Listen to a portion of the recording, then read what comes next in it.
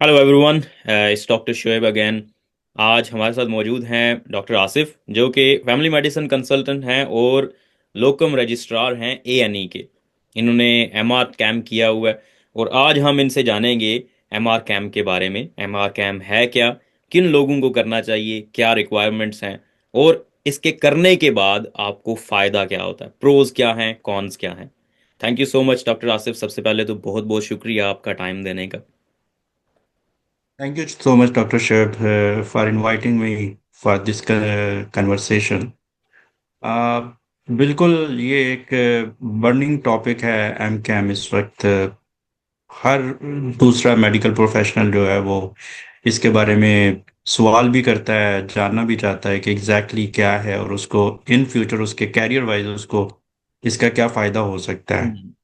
आपने बहुत ही अच्छा टॉपिक चूज किया है और आई हम्म। होप कि ये जो हम बातचीत करें इससे हमारे जूनियर्स को यूजफुल इंफॉर्मेशन उन तक पहुंचे और वो अपने कैरियर डिसीजन के लिए हम्म। एक वाइज डिसीजन ले सकें। बिल्कुल। सबसे पहले बात करते हैं एमआर कैम के बारे में इटसेल्फ कि एमआर कैम है क्या। एमआर कैम बेसिकली ये मेंबरशिप एग्जाम है, हम्म। मेंबरशिप डिप्लोमा है जो कि royal college of emergency medicine जो है वो आपको अवार्ड करता है। हम्म। इसके वो लोग जो अपने कैरियर को इमरजेंसी मेडिसिन में कंटिन्यू करना चाह रहे हैं या जिनका मतलब पैशन है इमरजेंसी मेडिसिन, हम्म। उनके लिए ये एक पोस्ट ग्रेजुएट क्वालिफिकेशन है हम्म। जिसकी बेसिस पे वो इमरजेंसी मेडिसिन में सीनियर लेवल पे जॉब कर सकते हैं। अच्छा, ठीक है। तो इसकी रिक्वायरमेंट्स क्या हैं, मतलब कौन इसको कर सकता है, इस एग्जाम को, एमआर कैम को। रिक्वायरमेंट के हवाले से अगर हम देखें तो इसकी बेसिक तो आपकी एमबीबीएस क्वालिफिकेशन होनी चाहिए। अच्छा। उसके अलावा आपके पास 2 साल का वर्क एक्सपीरियंस होना चाहिए पोस्ट एमबीबीएस। अच्छा। ये रीसेंट चेंजेस हैं जिसको मैंने अभी रिसेंटली रिव्यू किया है। अच्छा। इससे पहले कोई 2025 से पहले कोई इस तरह की रिक्वायरमेंट नहीं थी। उसमें यह था कि अगर आपने एमबीबीएस किया हुआ है और हाउस जॉब की हुई है हम्म। आप एम कैम कर सकते हैं। ठीक है। लेकिन अभी 2025 में इन्होंने 2 साल का जो एक्सपीरियंस है वो उसको मैंडेटरी कर दिया है, पर्टिकुलरली सेकंड एग्जाम जो एम कैम का सेकंड एग्जाम है उसके लिए। ठीक है। तो ये हाउस जॉब को इंक्लूड करके 2 साल हैं या हाउस जॉब के बाद 2 साल हैं। आ, इसकी उन्होंने कोई क्लैरिफिकेशन नहीं दी है अच्छा। उनके वेब पेज पे। हम्म। उन्होंने सिर्फ 2 इयर्स एक्सपीरियंस जो है वो आई एज्यूम के इंक्लूडिंग हाउस जॉब है, हम्म। लेकिन इसको ये कि रॉयल कॉलेज से मजीद कंफर्म क्लैरिफाई। करना पड़ेगा कि 2 साल के अंदर आपका हम्म। हाउस जॉब इंक्लूडेड है या नहीं है। ठीक है। तो इस एग्जाम को करने के लिए आपको किसी ट्रेनिंग प्रोग्राम में आपका होना जरूरी है, मतलब आप ट्रेनिंग कर रहे हों फिर ही आप कर सकते हैं, या विदाउट ट्रेनिंग कहीं पे भी आप हैं आप इस एग्जाम को कर सकते हैं।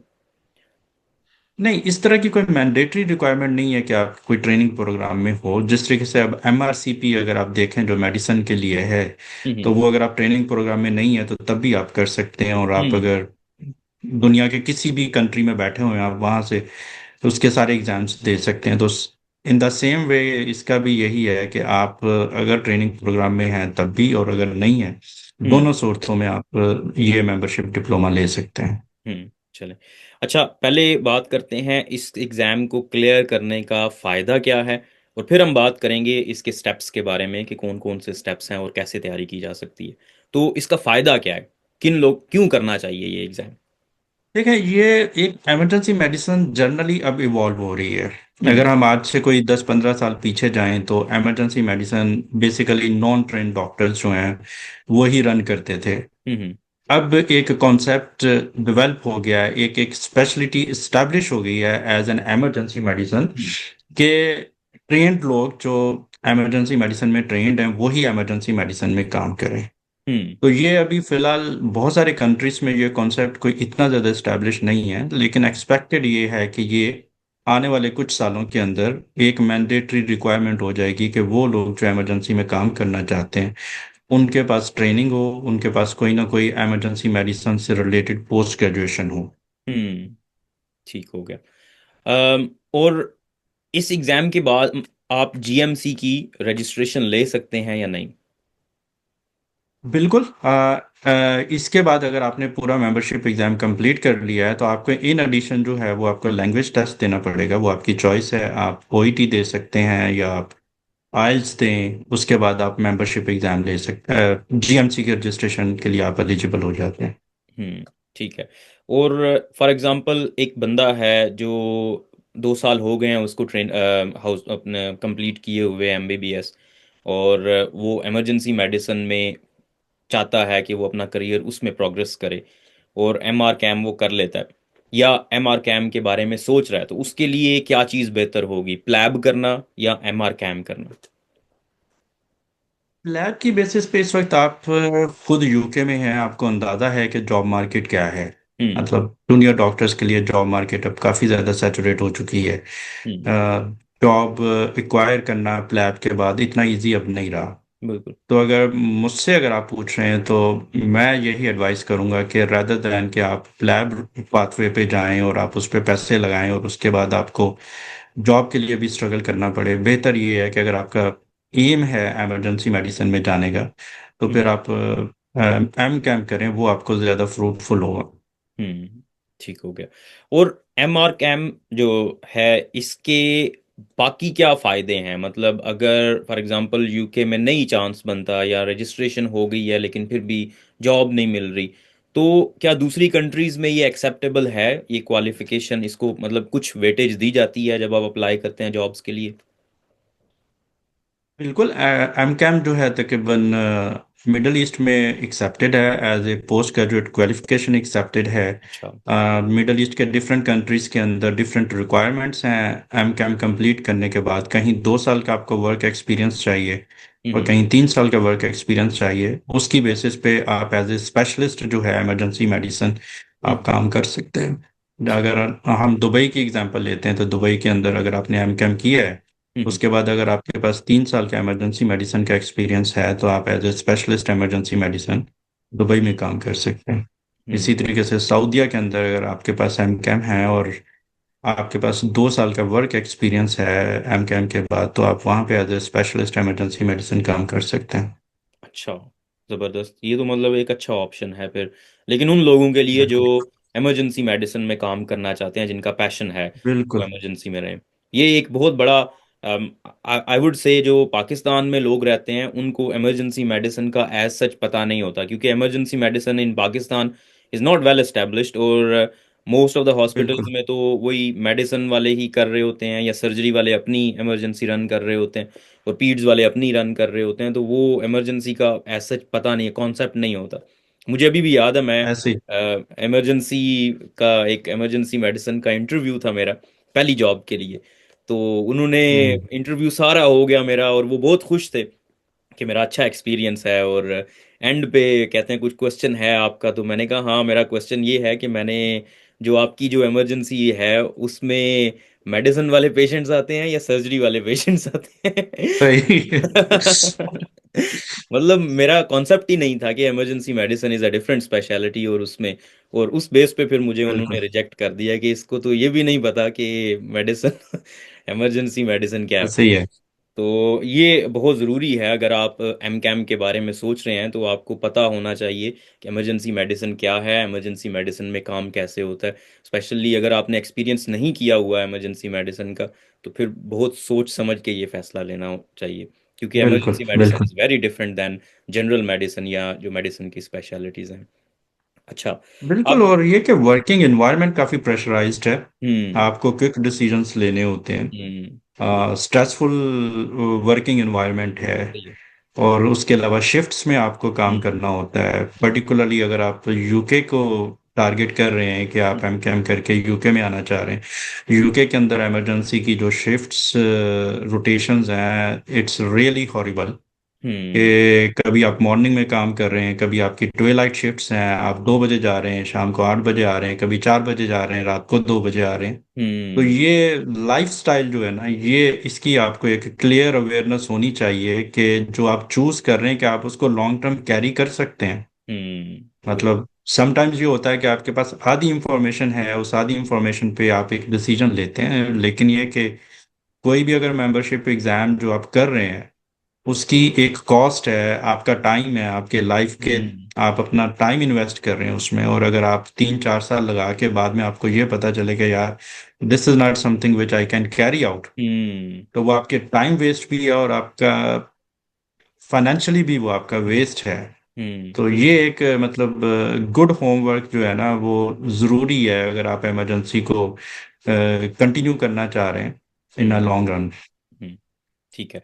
और अच्छा, इसके स्टेप्स के बारे में बात कर लेते हैं। जो एम कैम का एग्ज़ाम है उसके कितने पार्ट्स होते हैं, और फिर तैयारी के बारे में बात करेंगे। प्रेपरेशन कहाँ से करनी चाहिए, कोई एज सच ऑर्गेनाइजेशन या जो बहुत सारी एकेडमीज हैं जो इसकी प्रेपरेशन करवाती हैं, तो उस हवाले से फिर थोड़ी सी बात करेंगे। सबसे पहले तो ये बताएं कि एम कैम के स्टेप्स कितने हैं, कितने पार्ट्स हैं। एम कैम के 3 एग्जाम्स हैं।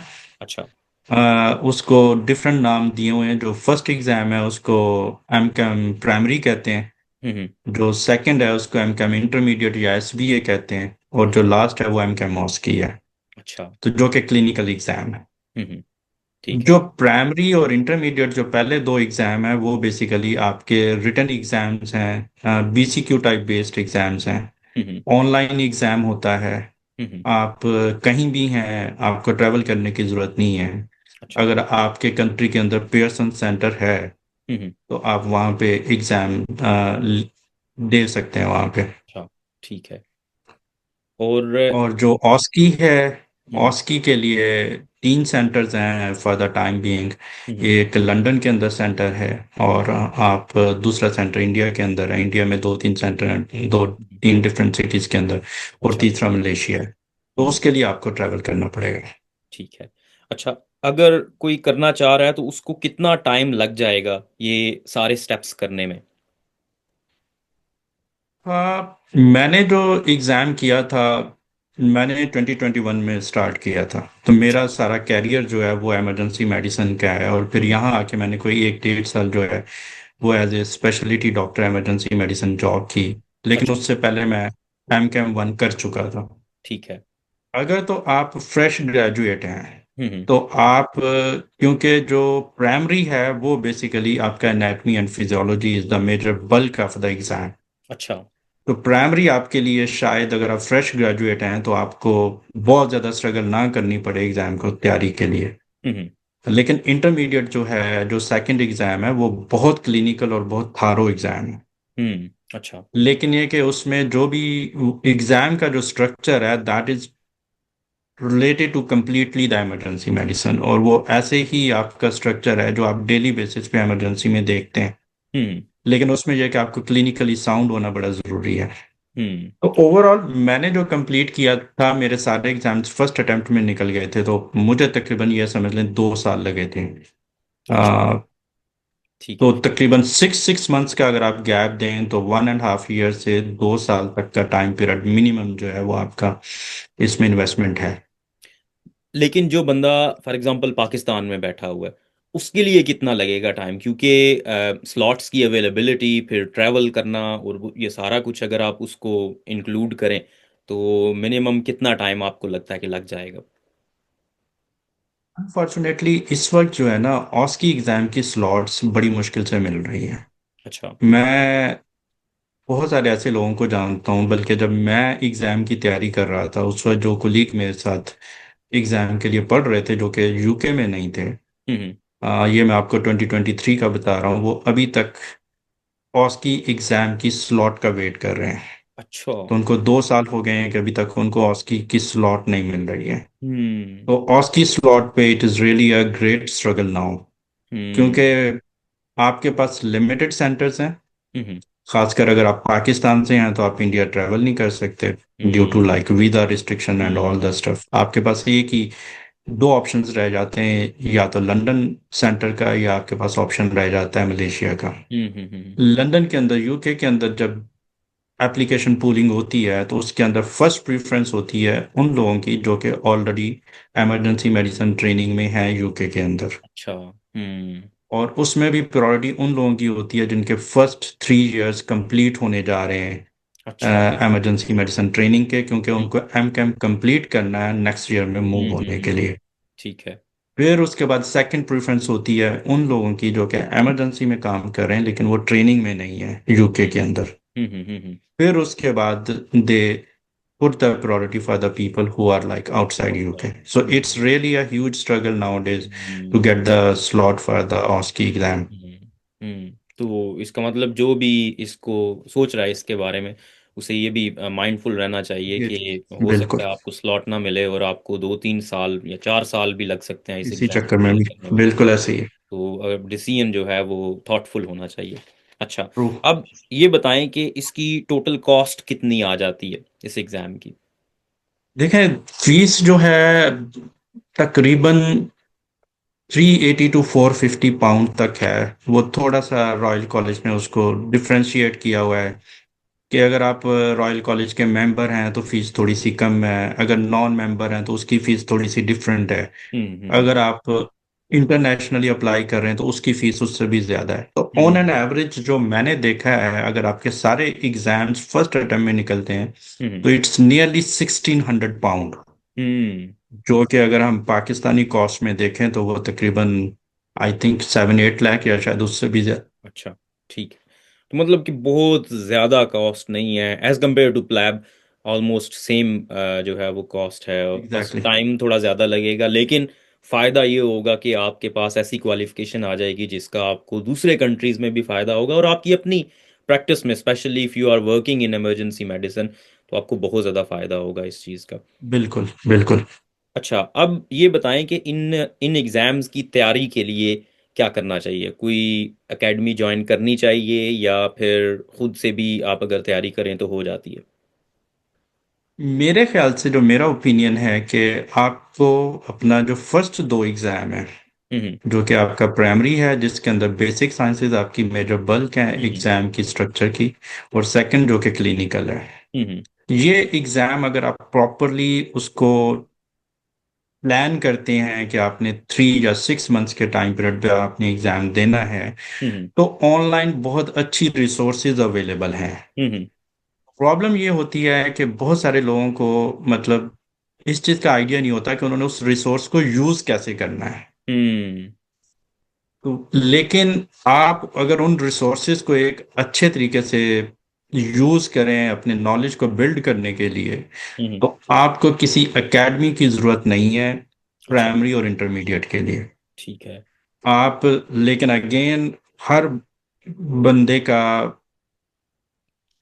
कैपेसिटी के वो कितना पर डे अपना टाइम यूटिलाइज कर सकता है पढ़ाई के लिए हम्म अपनी जॉब के साथ अपनी फैमिली कमिटमेंट के साथ। हम्म तो वो चीज़ प्लान हेड करना ज़रूरी है कि रादर देन आप एक प्री मेच्योर अटेम्प्ट दें कि आप हम्म 2 महीने में आप ये कहें कि मैं 2 महीने में तैयारी करके एग्ज़ाम दे दूं। हो हम्म सकता है कि कोई आप किसी से मतलब कंसल्टेशन करें वो आपको कहे कि जी मैंने तो 2 महीने में तैयारी की थी और मेरा तो एग्जाम वही हो गया था। आपको हम्म। ऐसे भी गाइडेंस मिलेगी कि वो आपको कहेंगे मैंने 10 दिन पढ़ा था मेरा एग्जाम निकल बिल्कुल। गया।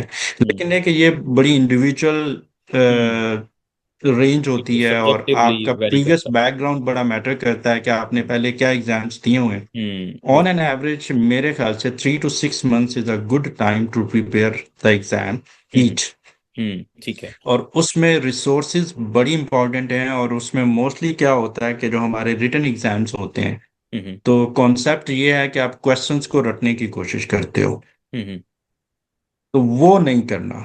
अच्छा। बेसिकली जो भी आपको ऑनलाइन रिसोर्सेज अवेलेबल हैं आपने उस कॉन्सेप्ट को समझना है, आपने उस टॉपिक को थॉरोली समझना है। हम्म क्योंकि क्वेश्चन जो कॉपी पेस्ट एग्जाम के अंदर बहुत कम होते हैं हम्म कि जितनी भी आपकी रिसोर्सेज अवेलेबल हैं उससे बहुत ही थोड़ा सा नंबर है जो क्वेश्चंस में रिपीट होता है। हम्म। लेकिन टॉपिक्स आपके मोस्टली वही रहते वही हैं, रहता है, बिल्कुल। सब्जेक्ट आपका वही रहता है। हम्म तो अगर आपकी थारो ग्रिप है सब्जेक्ट पे तो आप हम्म बड़े आराम से एग्जाम पास कर सकते हैं। हम्म।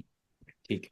और ऑस्की के लिए जो लास्ट स्टेप है इस एम कॉम ऑस्की का। के लिए मैंने जब अपना ऑस्की दिया था मैंने कोई भी कोर्स अटेंड नहीं किया था। अच्छा। लेकिन मुझे एज ये था कि मैं यूके के अंदर काम कर रहा था बिल्कुल।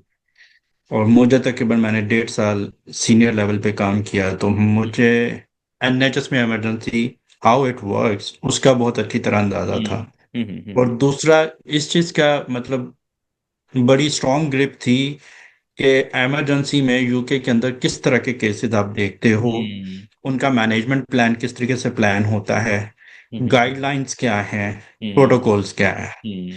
तो अगर तो आप यूके के अंदर जॉब कर रहे हो तो फिर इट इज लेस लाइकली कि आपको कोई कोर्स अटेंड करने की जरूरत है। हम्म। लेकिन अगर आप यूके से बाहर हो, हम्म। आपने एनएचएस में कभी काम नहीं किया, आपका एनएचएस की अवेयरनेस नहीं है, particularly related to the emergency department के, इमरजेंसी डिपार्टमेंट का स्ट्रक्चर क्या है, किस तरह हम्म। के पेशेंट्स होते हैं, तो फिर एक थारो आपको गाइडेंस चाहिए। हम्म। उसके लिए आपको कोई ना कोई कोर्स अटेंड कर लेना चाहिए। हम्म। लेकिन वो जो कोर्स है वो कोर्स इस टाइप का हो जो कि एग्जाम ओरिएंटेड हो। हम्म। मतलब आपका पर्पस बेसिकली एग्जाम उस वक्त क्लियर करना है। ठीक है। नॉलेज बिल्डिंग आपकी डिफरेंट एक सिनेरियो हो सकता है, हम्म। लेकिन knowledge building is something different, exam पास करना इज समथिंग डिफरेंट। हम्म। तो आप जो भी कोर्स अटेंड कर रहे हैं, आपको इस चीज़ को मेक श्योर करना है कि वो कोर्स जो है एक फोकस्ड एग्जाम प्रिपरेटरी कोर्स हो, ठीक है। कि जो आपको एक थारो एनएचएस के इमरजेंसी डिपार्टमेंट का स्ट्रक्चर का आइडिया दे, हम्म। किस तरीके से वर्कआउट होता है, किस तरीके से इमरजेंसी रन होती है, हम्म। किस तरह के पेशेंट्स होते हैं, और वहाँ पे क्या किस तरीके से मैनेजमेंट प्लान्स होते हैं। हम्म। अच्छा डॉक्टर आसिफ, किसी ने क्वेश्चन पूछा है, बड़ा ही इंटरेस्टिंग क्वेश्चन है कि एम कैम के लिए ट्रेनिंग पाथवे क्या है, मतलब ट्रेनिंग क्या कहाँ से ली जाए एम कैम की। एम कैम के लिए आपको ट्रेनिंग की जरूरत नहीं है। अच्छा। ट्रेनिंग बेसिकली इमरजेंसी मेडिसिन की ट्रेनिंग आपको रिक्वायर्ड है। हम्म। अगर आप इमरजेंसी मेडिसिन में आगे एज ए स्पेशलिस्ट या एज ए कंसल्टेंट काम करना चाह रहे हैं, हम्म। पर्टिकुलरली एज अगर आप एज ए कंसल्टेंट काम करना चाह रहे अच्छा। हैं यूके के अंदर या यूके के बाहर, ठीक है। दोनों जगहों पे आपको ट्रेनिंग चाहिए। हम्म। तो ट्रेनिंग जो है वो एक स्ट्रक्चर्ड इमरजेंसी की ट्रेनिंग है। हम्म। मेंबरशिप एग्जाम जो एम कैम है बेसिकली वो ऐसे ही है जैसे आपने एफसीपीएस मेडिसिन किया है, हम्म। लेकिन आपकी एफसीपीएस मेडिसिन और ट्रेनिंग दो अलग चीजें हैं। हम्म। तो ट्रेनिंग के लिए आपको स्ट्रक्चर्ड ट्रेनिंग में इमरजेंसी डिपार्टमेंट के लिए जाना जरूरी है। हम्म। उसके अलावा कोई भी ट्रेनिंग वैलिड नहीं है अगर आपने यूके या यूके के बाहर कहीं भी जॉब करनी है hmm. As a emergency medicine consultant. Hmm. कोई भी ट्रेनिंग जो है वो इनवैलिड है, कोई वर्थ नहीं है उसकी। अच्छा, तो वर्थ सिर्फ और सिर्फ जी। अगर आप पोर्टफोलियो बना लेते हैं, फॉर एग्जांपल जो चीज़ें चाहिए होती हैं इमरजेंसी मेडिसिन में, लाइक वो एएलएस या एटीएलएस और वो सारी जितने भी वो प्रोसीजर्स वगैरह चाहिए होते हैं, तो if someone is able to sign all of the competencies that are required for the training, या वो जिस तरह सीजर पाथवे होता है मेडिसिन में, तो उस तरह से अगर जी कोई जी, कर ले तो वो नहीं हो सकता। सीजर पाथवे है, सीजर पाथवे यूके के अंदर है। अच्छा। उसके लिए आपको डेफिनेटली अगेन इमरजेंसी डिपार्टमेंट में काम करना, सुपरविजन में काम करना, अच्छा। और कोई ऐसा कंसल्टेंट जो इमरजेंसी डिपार्टमेंट में काम कर रहा है वो आपको सुपरवाइज कर रहा है, ठीक है। वो आपकी कॉम्पिटेंसी साइन कर सकता है, तो वो एक सीजर पाथवे है। अच्छा। ठीक है। ठीक है। लेकिन उसके अलावा मतलब वो सीजर पाथवे एक मतलब रिकॉग्नाइज्ड पाथवे एनएचएस के अंदर है। अच्छा। लेकिन उसके अलावा अगर कोई भी ट्रेनिंग ऑनलाइन क्लासेस के पॉइंट ऑफ व्यू से, या आप एएलएस कर लें या आप बीएलएस कर लें या आप एको कर लें, वो स्ट्रक्चर्ड ट्रेनिंग के या सीजर पाथवे के इक्विवेलेंट नहीं है। हम्म। आपको तो ये मतलब अगर आपने सीजर पाथवे के थ्रू करना है इसको, मतलब इमरजेंसी मेडिसिन में एज ए कंसल्टेंट काम करना है, तो आपके लिए ज़रूरी है कि आप इमरजेंसी मेडिसिन में काम कर रहे हों यूके में, या आप कहीं पे भी काम कर रहे हों और आप साइन ऑफ करवा लें तो हो जाएगा। सीजर पाथवे सिर्फ और सिर्फ यूके के लिए है। अच्छा। आपका यूके में इमरजेंसी मेडिसिन में काम करना जरूरी है, अच्छा। और आप सुपरवाइज्ड काम कर रहे हैं कि आपका कोई एक एजुकेशन सुपरवाइजर असाइंड है जो कि खुद इमरजेंसी कंसल्टेंट है। अच्छा। वो आपकी सारी कंपिटेंसीज साइन करेगा, अच्छा। और जब वो आपकी पूरी कंपिटेंसी साइन करेगा तो royal college of emergency medicine उसको अप्रूव करेगा। ठीक फिर है। जाके आपको सीजर पाथवे के थ्रू आप कंसल्टेंट काम करते हैं। अच्छा, एक और बहुत इंटरेस्टिंग क्वेश्चन, स्पेशली वो लोग जो प्लैब कर चुके हैं और उन्हें जॉब नहीं मिल रही but they still want to move to UK, to get into the system और किसी तरह की भी जॉब लेना चाहते हैं, and they have slight hint के अगर इमरजेंसी मेडिसिन में वो एंटर हो जाएं तो उनके लिए आसानी हो जाएगी एम कैम के थ्रू, तो उनके लिए आप क्या रिकमेंड करते हैं? देखिए, इसमें अगेन आप टाइम और मनी दोनों इन्वेस्ट कर रहे हैं। हम्म। अगर तो आपका इंटरेस्ट है हम्म। और आप इमरजेंसी मेडिसिन को आगे कंटिन्यू करना चाह रहे हैं, हम्म। तो इट्स अ गुड ऑप्शन कि आप जब तक जॉब के लिए वेट कर रहे हैं तो एटलीस्ट आप अपना कोई ना कोई मेंबरशिप एग्जाम निकाल लें। तो वो हम्म। डेफिनेटली आपको जॉब हंट में एटलीस्ट जरूर एज देगा कि हम्म। जहाँ पे अगर 50 कैंडिडेट अप्लाई कर रहे हैं हम्म। और आपने एम कैम वन भी अगर सिर्फ किया हुआ है और हम्म। आप जॉब के लिए अप्लाई करते हैं, तो आप प्रायोरिटाइज होंगे as compare to rest of the candidates. बिल्कुल। क्योंकि हम्म। ये बेसिकली आपका एक तो इंटरेस्ट शो करेगा कि that you are willing in the hmm. Emergency medicine, और एक hmm. Commitment to the department. बिल्कुल। Hmm. So that would be a good option. Hmm. ठीक है। चलिए, बहुत बहुत शुक्रिया डॉक्टर आसिफ, बहुत ही इंफॉर्मेटिव सेशन था। कुछ और ऐड करना चाहेंगे आप? मैं जस्ट जनरली जितने भी जो जूनियर्स हैं उनको सिर्फ ये कहूंगा कि हम सब एक प्रोसेस से गुजरते हैं। हम्म। मैं पाकिस्तान के अंदर बहुत ज़्यादा फ्रस्ट्रेशन देख रहा हूँ मेडिकल प्रोफेशनल्स के हम्म। अंदर। आई नो कि वहाँ पे बहुत सारे सर्कमस्टांसेस हैं शायद जो हम उसको उस तरीके से परसीव नहीं कर सकते, बिल्कुल। लेकिन सक्सेस एक प्रोसेस है। हम्म। सक्सेस इंस्टेंट नहीं है। हम्म। हम्म। और आज मैं या आप अगर किसी इस जगह पे सेटल्ड हैं, हम उस प्रोसेस से गुजरे हैं, हम हम्म। उस हार्डशिप से गुजरे हैं। हम्म। तो ये process, if you want to be a successful clinician hmm. और आप मेडिसिन को एज ए कैरियर कंटिन्यू करना चाह रहे हैं, तो मेक श्योर कि there is no shortcut in your career progression. Hmm. बिल्कुल। स्ट्रक्चर्ड ट्रेनिंग का कोई अल्टरनेटिव नहीं है। एटलीस्ट आप अपने कैरियर के स्टार्ट में अपना 100% दें to enter into a training wherever you are. Hmm. ठीक है। At present no country is like 100% perfect. बिल्कुल ऐसे ही है। आज आप अपने सर्कमस्टांसेस में, आप अपने फैमिली कमिटमेंट के हवाले से, आप अपने फाइनेंशियल स्टेटस के हवाले से जो भी अचीव कर सकते हैं, जो भी हम्म। अवेल कर सकते हैं, आप उसको करें। हम्म। और आप एक बेटर प्रोग्रेशन के लिए ओपन रहें। हम्म। आपको साल के बाद अगर कोई बेहतर ऑप्शन मिलता है, आप मूव आउट करें। लेकिन आज सिर्फ इस बेसिस पे, क्योंकि एक फ्रस्ट्रेशन है हमारे मुल्क के हम्म। अंदर, हम्म। लोग एफसीपीएस को बहुत ही नेगेटिव उस पे कमेंट्स करते हैं। Hmm. That doesn't mean that you should not try. आप हम्म। जरूर कोशिश करें। हम्म। आप जब एक स्ट्रक्चर ट्रेनिंग में होते हो, आप लर्न करते हो।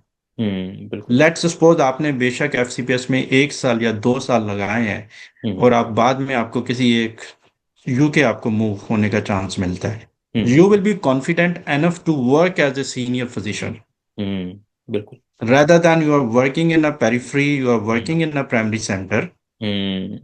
और आप एक जनरल खांसी नजला बुखार देख रहे हैं, हम्म। और फिर आप आगे अगर जाके आपको चांस मिलता है, तो आप इतने कॉन्फिडेंट नहीं होंगे। बिल्कुल ऐसे ही है। चलें डॉक्टर आसिफ, बहुत बहुत शुक्रिया आपके टाइम का। अगर लोगों के कुछ क्वेश्चंस हुए तो definitely I will direct them towards you. और माशाल्लाह से बिल्कुल। आप वैसे ऑलरेडी बहुत हेल्प करते हैं। हमारा एक ग्रुप है यूके के जो इंटरनेशनल मेडिकल ग्रेजुएट्स हैं, काफ़ी एक्टिव मेंबर हैं आप, काफ़ी लोगों को गाइड करते हैं, विच इज़ रियली गुड। तो इंशाल्लाह दोबारा जो है वो हम अगर ज़रूरत पड़ी तो हम इंशाल्लाह दोबारा से कंडक्ट करेंगे इस तरह का session. Thank you so much. बिल्कुल बिल्कुल, एनी टाइम।